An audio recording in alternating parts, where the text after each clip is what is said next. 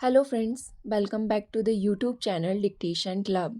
आज का डिक्टेशन आनंद मासिक पत्रिका अंक 24 से लिया गया है, जो कि अलग अलग स्पीड 80 शब्द प्रति मिनट, 90 शब्द प्रति मिनट, 100 शब्द प्रति मिनट और 120 शब्द प्रति मिनट की गति से डाला जाएगा। आप अपनी गति के हिसाब से गति का चयन करें और उस डिक्टेशन की प्रैक्टिस कर सकते हैं। इसकी पीडीएफ आपको टेलीग्राम चैनल पर मिल जाएगी, जिसकी लिंक आपको नीचे डिस्क्रिप्शन बॉक्स में मिल जाएगी। और अगर आपको हमारा यह प्रयास पसंद आता है तो वीडियो को लाइक ज़रूर करें और चैनल को सब्सक्राइब कर लें, ताकि भविष्य में आने वाले डिक्टेशंस आपको मिलते रहें। तो ज़्यादा समय ना लेते हुए डिक्टेशन स्टार्ट करते हैं 5 सेकंड के बाद।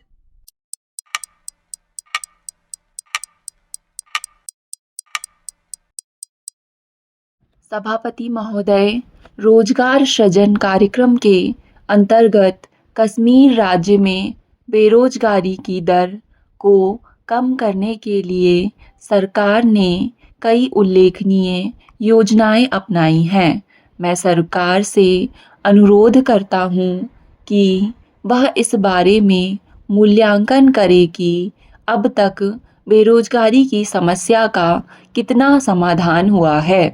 रोजगार सृजन कार्यक्रम के अंतर्गत कार्यक्रम योजनाएं अपनाई गई, लेकिन ये योजनाएं सफल नहीं हुई हैं। मेरा सरकार से अनुरोध है कि वह उस राज्य में बिजली के संकट और पर्यटन की समस्याओं का समाधान करने के लिए और अधिक धनराशि का प्रावधान करे। पर्यटन कश्मीर की अर्थव्यवस्था का मुख्य आधार है। अर्थव्यवस्था के मुख्य आधार के विकास के लिए हम क्या कर रहे हैं?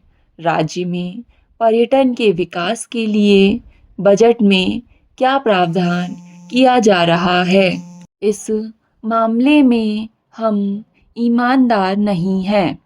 हम देखते हैं कि वे साल बुनकर बहुत ही दयनीय स्थिति में हैं। हथकरघा और घरेलू उद्योगों की क्या स्थिति है? खेतों में काम कर रहे गरीब किसानों या जो वानिकी में काम कर रहे हैं, उनकी कितनी कठोर स्थिति है। मैं माननीय वित्त मंत्री से अनुरोध करता हूँ कि वह शॉल बुनकरों, शॉल के व्यापारियों, सामाजिक वानिकी और कृषि क्षेत्र में कार्यरत व्यक्तियों के विकास के लिए पर्याप्त धनराशि का प्रावधान करें। मेरा सरकार से यह भी अनुरोध है कि वह पर्यटन के विकास की समस्याओं के समाधान पर पर्याप्त ध्यान दे। इन शब्दों के साथ मैं अपना भाषण समाप्त करता हूँ। मैं पुनः बजट का समर्थन करता हूँ। उपाध्यक्ष महोदय, पिछले कई अवसरों पर जब इस सभा के समक्ष कश्मीर का बजट प्रस्तुत किया गया था, मुझे कश्मीर के लगभग सभी बजटों की चर्चा में भाग लेने का अवसर मिला। यह अवसर अंतिम है जब हम जम्मू व कश्मीर के बजट की चर्चा में भाग ले रहे हैं। इसके बाद, जैसा मेरे मित्र माननीय सदस्य ने कहा है, कश्मीर के लोग और उनके प्रतिनिधि अपने बजट प्रावधानों प्रस्तावों के बारे में अपनी विधानसभा में चर्चा करेंगे, जो वहां हो रहे चुनावों के बाद गठित की जाएगी। महोदय, पिछले सप्ताह मुझे घाटी का दौरा करने का अवसर मिला था। मैंने स्वयं घाटी के बदले में हुए वातावरण को देखा। ऐसा केंद्र सरकार की हाल ही में कश्मीर लोगों के प्रति दिखाई गई निष्कपटता के कारण संभव हुआ है। इसके लिए केंद्र सरकार बधाई की पात्र है। आदरणीय महोदय, हम में से अधिकांशतः ऐसे देशों से आए हैं जिनमें आपस में धर्म और कला, संस्कृति और व्यापार वाणिज्य के प्राचीन संबंध रहे हैं। उपनिवेशवाद और गुलामी के अंधकारमय युग में हमारा यह संबंध लुप्त हो गया था। आज हमने फिर से बंधुत्व की भावना और आपसी संबंधों को सजीव बनाया है। पिछले 20 वर्षों में इन देशों में न केवल परस्पर संबंध फिर से स्थापित हुए हैं, बल्कि कुछ सीमा तक क्षेत्रीय सहयोग भी बढ़ा है।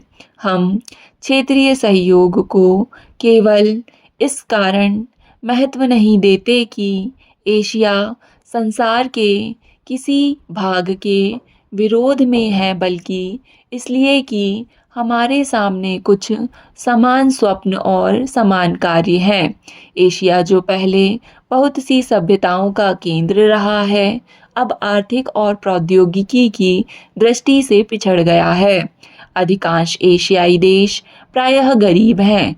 यहाँ के लोगों के भोजन में प्रोटीन और अन्य रोगों से बचाने वाले खाद्य की कमी है। चिकित्सा और स्वास्थ्य संबंधी सुविधाएं बहुत कम हैं। मकान अपर्याप्त हैं और व्यापक निरक्षरता है। जमीन पर जनसंख्या का बोझ बहुत अधिक है। दुनिया की आधी जनसंख्या इस क्षेत्र में रहती है, लेकिन उसके पास पृथ्वी की सतह का केवल 7वां भाग रहने के लिए उपलब्ध है।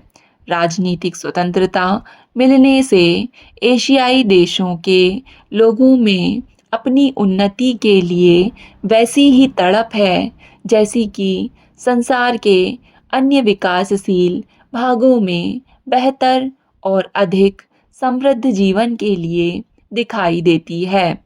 लोग संतुष्ट नहीं हैं, उनमें कुछ सीमा तक अधीरता भी है। रहन सहन सुधारने की दौड़ में जो समय हमने खोया है, उसको भी पूरा करना चाहते हैं। जब तक आधी मानवता गरीबी और अज्ञान में पड़ी है, स्थायी शांति कैसे हो सकती है? संयुक्त राष्ट्र संघ के घोषणा पत्र में सदस्य देशों द्वारा आर्थिक विकास को बढ़ावा देने के लिए अकेले और सामूहिक रूप से कार्रवाई करने की आवश्यकता को स्पष्ट रूप से स्वीकार किया गया है। विभिन्न अंतर्राष्ट्रीय संस्थाएं जैसे विश्व बैंक, अंतर्राष्ट्रीय विकास एसोसिएशन, संयुक्त राष्ट्र व्यापार और विकास सम्मेलन, खाद्य और कृषि संगठन संसार के लोगों के रहन सहन को बेहतर बनाने और विशेष रूप से कम विकसित क्षेत्रों के लोगों के जीवन को उन्नत करने के प्रयत्न में लगी हुई है। जैसा कि हम जानते हैं, संयुक्त राष्ट्र महासभा ने चालू दशक को संयुक्त राष्ट्र विकास दशक घोषित किया है। आदरणीय महोदय, ऐसा करके इस विश्व संस्था ने आज मानवता के सामने जो सबसे महत्वपूर्ण काम है, उसको स्वीकार किया है, और वह है विकासशील देशों की इस बात में सहायता करना कि वे दुनिया से भूख, रोग और अज्ञान को मिटा सकें, जो हम सबके शत्रु हैं। मेरी सरकार आपका संगठन यानी एशिया और सुदूर पूर्व के लिए आर्थिक आयोग जो सराहनीय कार्य कर रहा है, उसकी बहुत प्रशंसा करती है। आयोग ने इस क्षेत्र की प्रमुख समस्याओं की ओर संसार का ध्यान आकर्षित करने और क्षेत्रीय तथा विश्वव्यापी आधार पर उनको हल करने के लिए अंतर्राष्ट्रीय आर्थिक सहयोग बढ़ाने का कार्य किया है। हमारा आज का संसार परस्पर निर्भर है। क्या कोई समाज ऐसा है जो पूरी तरह आत्मनिर्भर हो? चाहे देश छोटा हो या बड़ा, चाहे वह विकसित हो या विकासशील, और चाहे उसकी अर्थव्यवस्था कृषि प्रधान हो या उद्योग प्रधान प्रधान। आज सारी दुनिया एक है, इसकी आशाएं एक हैं, इसकी समृद्धि एक है और इसकी कठिनाइयाँ भी एक हैं। संयुक्त राष्ट्र संघ और उसकी विशेष संस्थाएं दुनिया के एक होने के प्रतीक हैं। अतः मुझे इस बात की प्रसन्नता है कि इकाफे चौथी बार अपना वार्षिक अधिवेशन भारत में कर रहा है। स्टॉप। डिक्टेशन पसंद आए तो वीडियो को लाइक तथा चैनल को सब्सक्राइब ज़रूर करें। धन्यवाद।